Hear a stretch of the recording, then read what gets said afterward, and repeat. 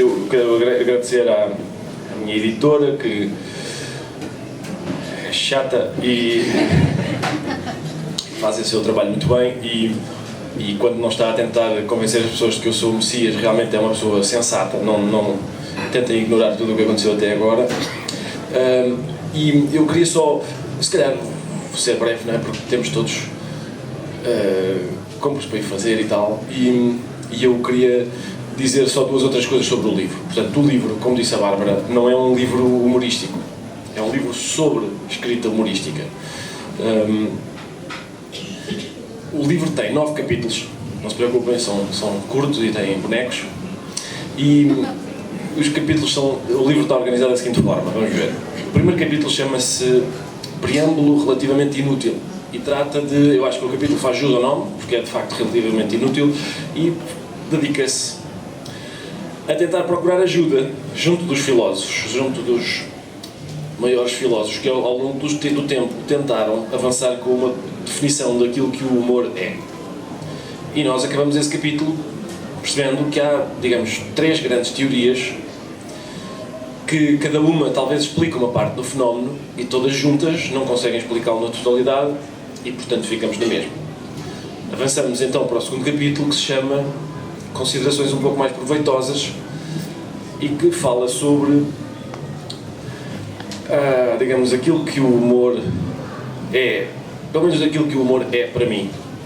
O humor é várias coisas, não é? E é várias coisas ao mesmo tempo. Toda a gente já percebeu isso. Às vezes há uma luta que começa por causa de uma piada, não é? Toda a gente já presenciou isso. Há um livro do Camilo que se chama Novelas do Minho, e uma das novelas chama-se Gracejos que Matam, e é precisamente a história de uma morte que ocorre na sequência de uma piada. Mas também já tivemos todos a experiência inversa. Às vezes, num momento de grande tensão, alguém diz uma piada e a tensão desvanece. Ia haver uma luta e, por causa de uma piada, aconteceu aquilo que normalmente acontece quando a válvula da panela de pressão deixa sair pressão, e a luta que estava iminente não acontece. E, portanto, o humor é muitas coisas, e às vezes é muitas coisas contraditórias, às vezes ao mesmo tempo. É possível dizer, por exemplo, que se calhar que não há outra, que se calhar não há muitas formas de estabelecer uma relação íntima com outra pessoa, de estabelecer uma intimidade com outra pessoa, do que rir com ela. Há um episódio de uma série que se chama Boston Legal, uma série de advogados e tal, em que a certa altura um dos advogados queixa-se a outro, diz-lhe: pá, eu tenho a certeza que perdi a minha namorada, acho que a perdi porque quando vinha para cá eu passei pelo meu gabinete e ela estava lá com outro homem a rir-se, eles estavam os dois a rir. E o amigo dele até goza com ele, diz: tens a certeza que estavam a rir, não estavam só a beijar, só assim? Porque de facto, rir com outra pessoa é uma maneira de estabelecer uma intimidade que se calhar outras formas de intimidade não conseguem. Mas também é possível argumentar que o riso é um entrave para esse tipo de intimidade. Ou seja, há um livro do Ian McEwan que conta a história de um casal que está na viagem de núpcias, e eles são ambos muito inexperientes sexualmente, e a essa altura o rapaz deita-se na cama da estalagem onde eles estão, e a cama é velha e range, e ocorre-lhe que já muita gente fez ranger aquela cama, muito provavelmente, e de repente ele pensa que talvez seria divertido que todos esses casais em noite de núpcias ao longo do tempo estivessem em fila naquele momento, a fazer fila para usar a cama, e essa ideia dá-lhe vontade de rir, e ele diz: tenho de afastar imediatamente este pensamento da minha cabeça, porque o riso dá cabo do erotismo. E a gente também compreende essa ideia, a ideia de que o riso, a ideia de que o romance e o erotismo precisam de uma certa solenidade, de que o riso dá cabo.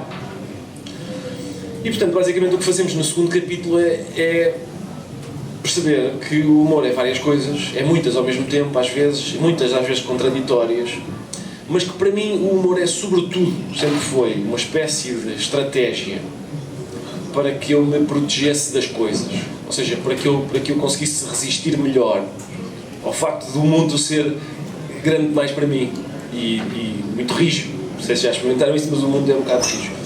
Eu às vezes caio e alejo. E o humor sempre foi uma estratégia para conseguir reagir a isso. Outras pessoas terão outra, eu não conheço mais, só conheço esta.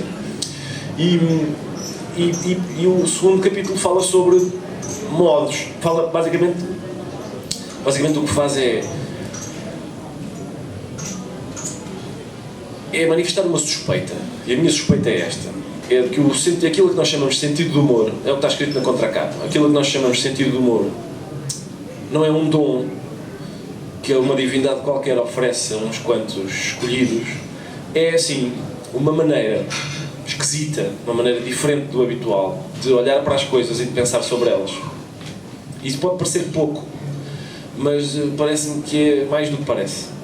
E portanto os capítulos seguintes dedicam-se a investigar alguns aspectos dessa maneira estranha de olhar para as coisas e de pensar sobre elas. É uma maneira que faz com que a gente tenha uma noção de jogo em relação ao mundo, assim como uma criança tem em relação aos seus brinquedos.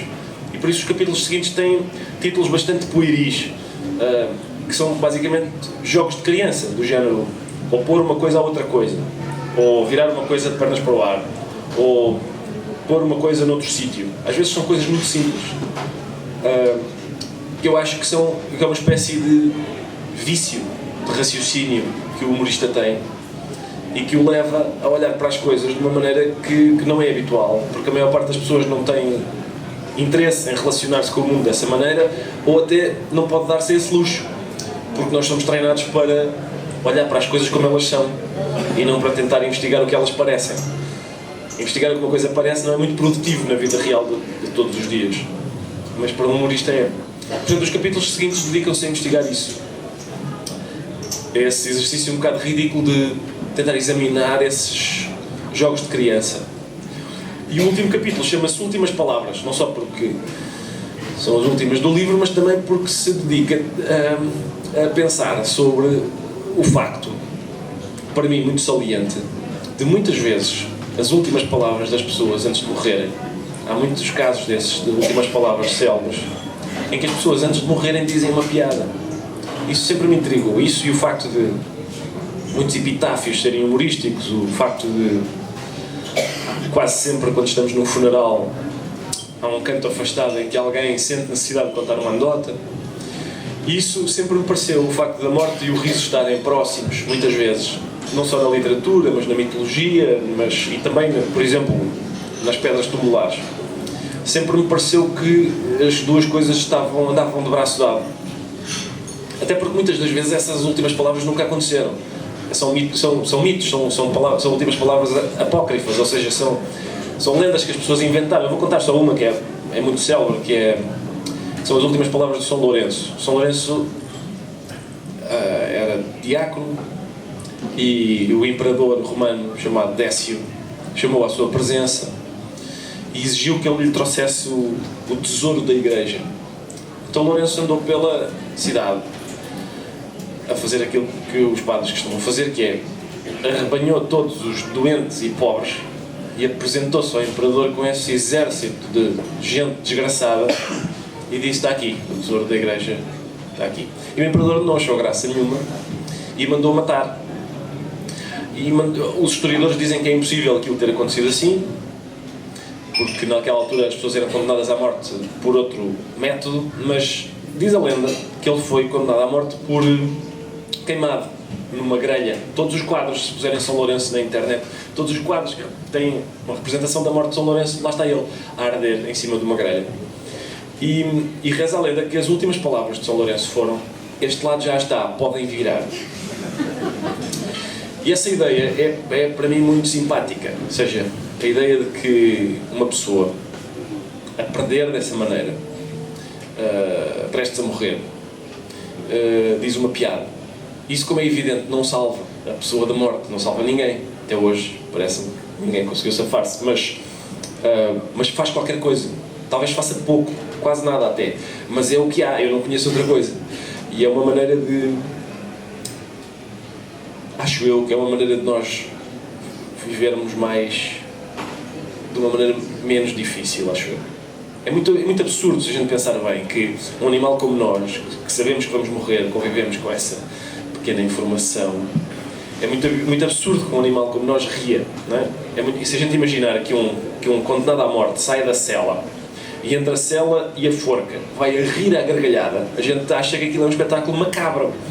E, no entanto, é isso que todos nós fazemos. A única diferença é que a gente não sabe onde é que a forca está. Pode estar daqui a um minuto, eu posso me calar imediatamente com um ataque, Deus queira que aconteça.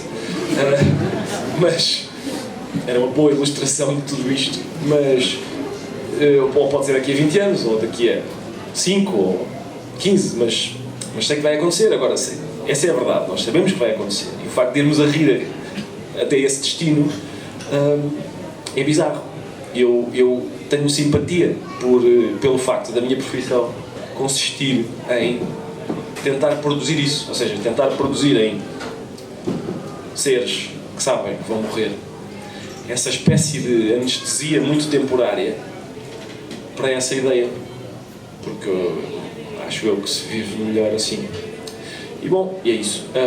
Não sei se calhar podíamos conversar um bocado, fazer uma sessão de perguntas e respostas antes de eu começar a assinar os livros das pessoas que os quiserem levar para casa.